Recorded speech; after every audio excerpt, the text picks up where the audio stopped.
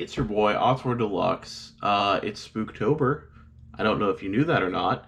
I live in Florida. I think I've mentioned that on here. So I am just injecting horror movies into my veins to try to make it feel like it might be fall because it's just 90. It's just going to be 90 until maybe February. It might get down to 60 and you go, ooh. And then everybody posts on Facebook, oh, I thought I lived in Florida. It's funny. It's real funny. But yeah, we don't have fall, we don't have seasons, and that's just on the laundry list of things like, DeSantis wants us dead.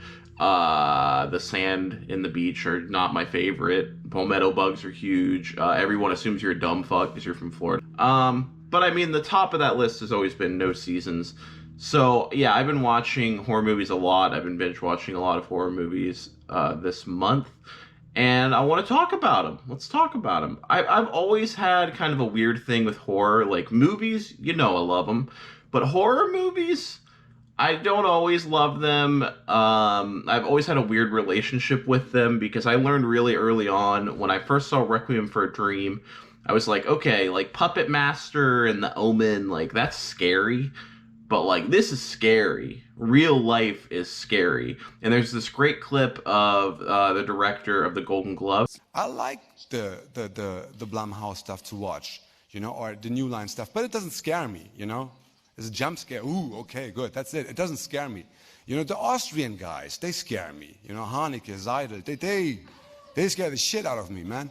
He kind of expresses how I've always felt about it. I mean, it's not a pissing contest. Like, I'm a full-blown adult, and The Witch scared the shit out of me. Hereditary scared the shit out of me. Hereditary gave me a fucking panic attack. But, that being said, a good horror movie will scare the shit out of you, but for me, Michael Haneke or Ulrich Seidel or any of those directors that really go there on the vacuous emptiness of life, how life is meaningless and we're all going to die, and you just kind of have to grapple with that, and it doesn't matter how you feel about it because it's going to happen. Those scare me. But those aren't really horror movies, and today we're wanting to talk about horror movies. I get let down by horror a lot. There are a lot of horror purists with all these unwritten rules and this niche shit. Relic let me down this year. Possum really let me down. I mean, if you are to believe what you see on Reddit, Possum is the scariest, not even movie, just thing. It's the scariest thing that's ever happened. And it just wasn't. It didn't do anything for me. Beyond the Black Rainbow was a dud. The Void was a dud. The Devil's Candy. Plenty of movies where I go in just expecting it to be amazing and it sucks. And that, for whatever reason, happens with me with horror way more than any other genre by far. And you get let down for many different reasons. You get let down because they're not scary. You get let down because the acting sucks. You get let down because they're aesthetically not pleasing. They're not true auteur films. Some of them are. Sometimes a good script or good cinematography just feels optional in a horror movie. And it kind of reminds me of like you're building your character in a video game like Skyrim or Tony Hawk, or it doesn't matter, but you get your kickflip up, like let's say you get your scares up, but then your production value goes way down, your balance goes way down. So you get your acting way up, you can have really good performances, but then the score and the sound design sucks. Like very seldom are all the levels pulled where the scares are good, the acting's good, the movie itself has good production value, just everything on point on every level. It's very rare for me. Usually there's always something lacking. But again, that is just my opinion, and I'm learning to take horror movies on their own terms and stop building them up to maybe be the scariest thing I've ever seen, be the best thing I've ever seen. Most of them aren't gonna be. So I've been taking them on their own terms, and I've watched a lot this month thus far. I made an enormous watch list of almost 60 movies, and it's a lot of classics I haven't seen before, a lot of movies I've been wanting to see, and just ones I've heard about forever, and a couple sprinkled in that are just my personal favorites that I want to see again. So let's go ahead and kind of group them and break them down. As far as fun goes, the most fun horror movies I've watched so far in October, the first one would be Happy Death Day. This movie was extremely fun. It was like Palm Springs meets Scream. The second one was leaned too much on the comedy, but the first one I felt like it had good scares. It had a cool mask. I like the bad guy in it, and it was a fun movie. You're wondering who the killer is. It was very fun. And Child's Play 2 is probably my favorite of these types of horror movies that I rewatched recently, and it's just visceral enough. It's just goofy enough. It's just scary enough that it really works. It really fires on all cylinders.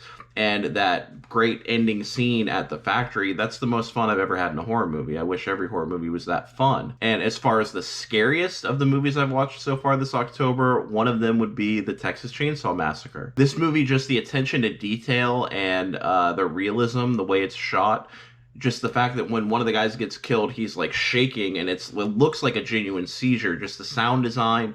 A lot of movies, I mean, plenty of movies, someone gets killed and they're like twitching and it's kind of goofy, but you're like, holy shit, this guy, his last moment is going to be him in a seizure. That's terrifying. And yeah, this movie, just the sound design was incredible.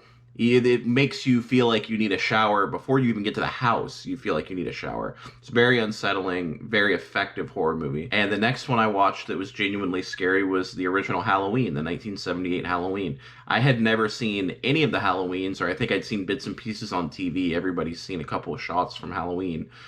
But I went ahead and watched all of them in the past 5 days, and I ranked them. If you want to see that, it's on my letterbox. It's scary because he's not so much stalking and chasing. He's not like barreling down hallways running and chasing Laurie. He's just kind of always there and he doesn't die, which is obviously a metaphor for fear, a metaphor for anxiety. It's this living boogeyman, and the fact that he doesn't have eyes, the eyes you can't see in the original Halloween. You could see him all over the place in some of the shitty sequels.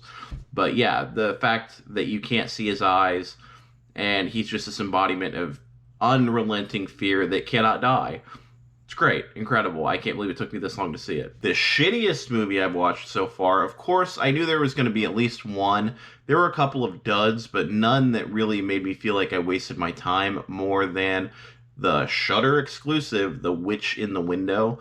This just had horribly written characters. It had horribly, like, where it's going for comedy and it's not working. And I hate kids. I hate kids in horror movies. I mean, I don't hate kids in horror movies. I hate kids where they're trying to be funny. When it works, it really works. But when it's just this like super bad the movie, when you're going for just cursing and oh my god, that kid said balls and then he gets killed or whatever. I hate that. I fucking hate that. But it does land in some other movies. I feel like the new Child's Play, the 2019 Child's Play, those kids are funny and it works. I feel like the kid in the 2018 Halloween is funny because that director is good. If you saw George Washington, his first movie, which I fell asleep through, but you can tell that he's good at directing kids and he's very good at directing kids realistically.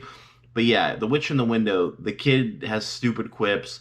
It's horrible acting. It's like a Hallmark movie, but a horror movie. It has the production value of a life insurance commercial, and the scares are stupid. There's a window. There's not even really a witch. It was just crank the volume, we're going to give you a jump scare. Hated it. Fucking hated it. And the best overall movie that I've seen so far this month would be The Night of the Hunter.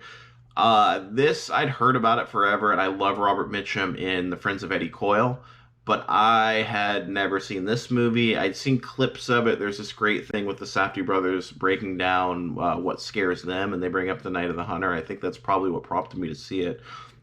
But this was, as far as a good movie that happens to be a horror movie, genuinely scary. It ticks all the boxes. Genuinely scary. Great production value, great acting, great sound design, beautifully framed shots. Ticks all the boxes. The only slight downfall is it takes a weird turn towards the end where it's like Christmas, but that's okay because the Robert Mitchum character instantly becomes in the pantheon of the scariest characters I've ever seen in my life.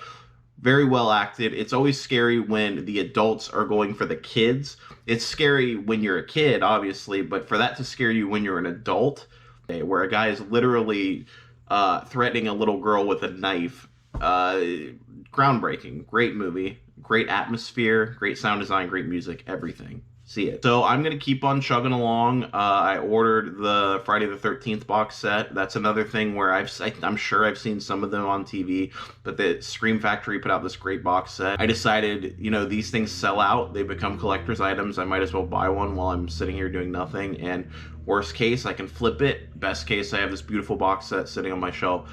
If it ever fucking comes, thanks Amazon. But yeah, I plan on watching all the Friday the 13th. I plan on watching all the Screams.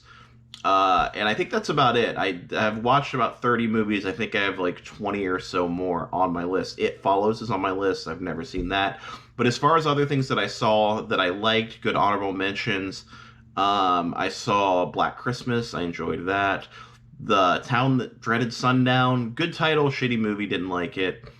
And many others. Check my letterbox at Auteurdeluxe, at WEEEN. Either one of those will get you there. And follow me on Facebook. I have a Facebook. Follow me on TikTok. Follow me on Twitter. And of course, Instagram. I'm probably most active on the Instagram, although I am using the Facebook more lately. So that's it. And stay spooky, friends. Bye.